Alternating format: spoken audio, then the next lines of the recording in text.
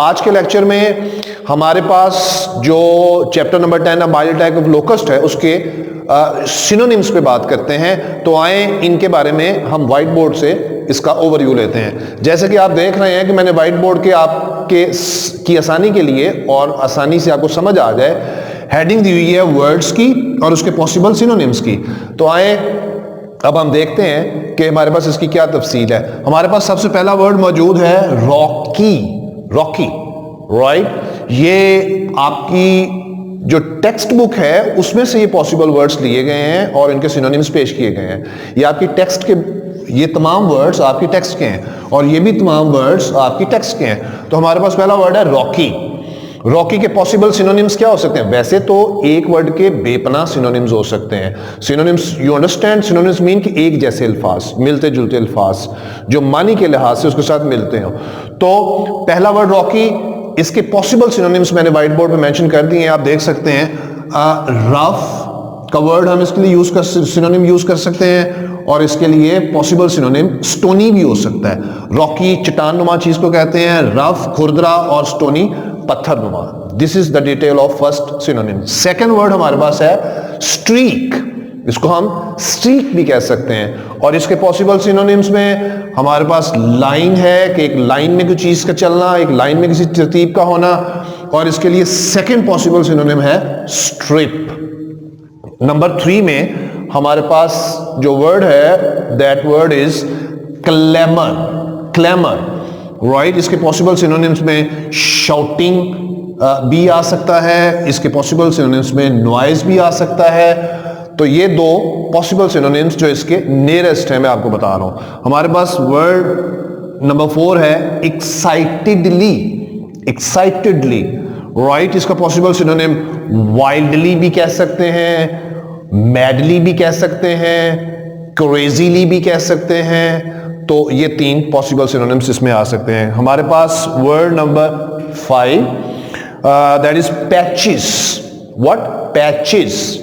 इसका possible synonyms हमारे पास प्लांटेशन भी कह सकते हैं, ग्राउंड भी कह सकते हैं। तो these 2 possible synonyms we can use at the place of patches.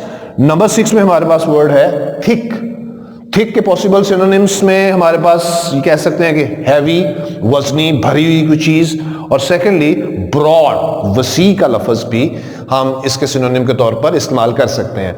तो माय डियर स्टूडेंट्स, हमारे पास नंबर 7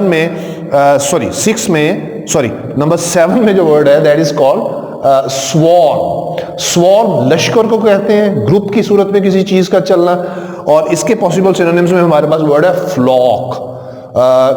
जत्थे की सूरत में, झुंड की सूरत में, ये भी पॉसिबल सिनोनिम है इसका।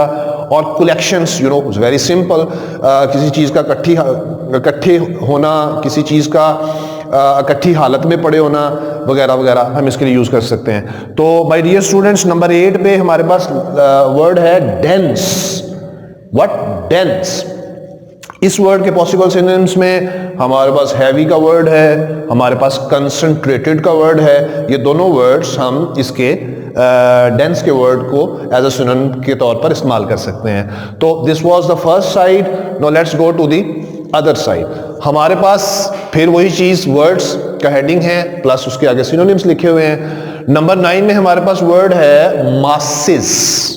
इसका लफ्ज़ी मतलब वैसे अवाम को कहते हैं, अवाम के हजूम को या ग्रुप को कहते हैं। इसका पॉसिबल सिनोनिम क्या है हमारे पास? फिर वही कलेक्शंस, यानी इकट्ठी हालत में होना, मुजतमा हालत में होना किसी चीज का, और ग्रुप्स का वर्ड भी इसका पॉसिबल सिनोनिम हम इस्तेमाल कर सकते हैं। माय डियर स्टूडेंट्स, नंबर 10 पे हमारे पास वर्ड है डेवास्टेटेड। व्हाट? डेवास्टेटेड।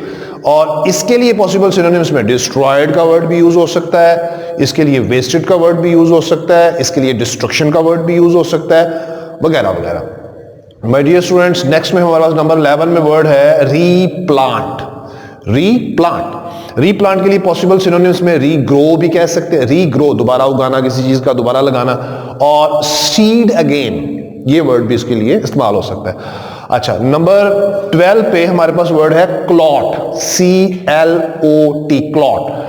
क्लॉट का जो वर्ड है इसके पॉसिबल सिनोनिम्स बेशुमार हैं, लेकिन इसके लिए मैंने आपके लिए दो वर्ड सेलेक्ट किए हैं। नंबर 1 है क्लॉट का सिनोनिम क्लस्टर भी यूज कर सकते हैं और गैदर का वर्ड भी आप इसके लिए यूज कर सकते हैं बड़ी आसानी के साथ। तो माय डियर स्टूडेंट्स, यहां पे एक बात फिर रिपीट करूंगा कि ये जो वर्ड्स मैंने व्हाइट बोर्ड पे लिखे हुए हैं ये आपकी टेक्स्ट बुक के अंदर से लिए गए हैं और यही पॉसिबल वर्ड्स जो हैं आपको एग्जाम्स में आएंगे और आप इनके सिनोनिम्स लिखेंगे। सो हमारे पास वर्ड नंबर 13 है माइग्रेट। माइग्रेट, इसके पॉसिबल सिनोनिम्स में सेवरल का वर्ड भी यूज कर सकते हैं, मैनी का वर्ड भी यूज कर सकते हैं, काउंटलेस का वर्ड भी है, इननंबरेबल का वर्ड भी है। So there are many words which we can use at the place of synonym for migrates. So next में हमारे पास वर्ड नंबर है 12 overlook, right? इसका पॉसिबल सिनोनिम निग्लेक्ट, नजरअंदाज करना, जैसे कि आप जानते हैं, और इग्नोर का मतलब भी नजरअंदाज करना है। सो हमारे पास नेक्स्ट वर्ड है number 15 shout. Shout, what? Shout. इसके लिए हमारे पास पॉसिबल सिनोनिम में क्राई का वर्ड यूज कर सकते हैं, क्राई एंड नॉइज, ये भी हम इसके पॉसिबल सिनोनिम्स में इस्तेमाल कर सकते हैं। तो लास्ट में हमारे पास नंबर 16 वर्ड है, लास्ट वर्ड है क्राइसिस। क्राइसिस कहते हैं किसी परेशानी, बहरान, ऐसी कैफियत जिसमें आप बिल्कुल हेल्पलेस हो जाएं, क्राइसिस। इसके पॉसिबल सिनोनिम्स में हमारे पास डिफिकल्टी का वर्ड भी है, इसके लिए हमारे पास ट्रबल का वर्ड भी है जो हम इसके लिए सिनोनिम्स के तौर पर इसको इस्तेमाल कर सकते हैं। So my dear students,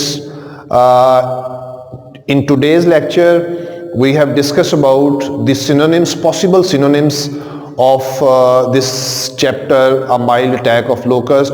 I hope कि आप इसको समझ गए होंगे और अपने एनुअल एग्जाम्स के पॉइंट ऑफ व्यू से इसको अपने जहन में स्टोर करेंगे। Thank you very much. इंशाल्लाह see you in next lecture with new things, with new ideas and with new passions. Thank you very much.